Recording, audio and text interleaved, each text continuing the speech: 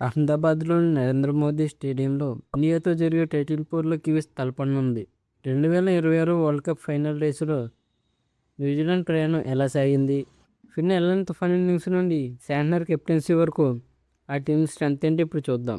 ఈసారి న్యూజిలాండ్ జట్టు ఒక కొత్త ఉత్సాహంతో కనిపిస్తోంది.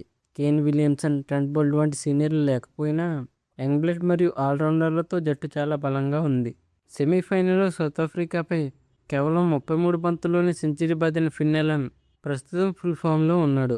ఇతని పవర్ ప్లే హిట్టింగ్ చూస్తుంటే మరో ఓపెనర్ టిమ్ సైఫర్ట్ కూడా అలెన్కు మంచి సహకారం అందిస్తున్నాడు. మిచెల్ శాంట్నర్ నాయకత్వంలోని ఈ జట్టులో ఆల్రౌండర్ల సంఖ్య ఎక్కువ. సచిన్ రవీంద్ర అటు బ్యాటింగ్ ఇటు స్పిన్ బౌలింగ్తో మ్యాచ్ విన్నర్గా మారాడు.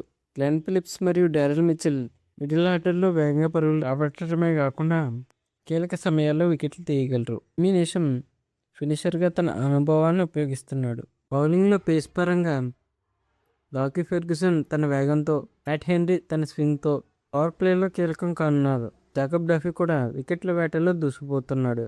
స్పిన్ విభాగంలో కెప్టెన్ శాంట్నర్ మరియు ఇస్సోది భారత పిచ్లపై చాలా ప్రమాదకరంగా మారే అవకాశం ఉంది. ఇక ఫైనల్లో న్యూజిలాండ్ ప్రాబబుల్ 11 ఎలా ఉండొచ్చు?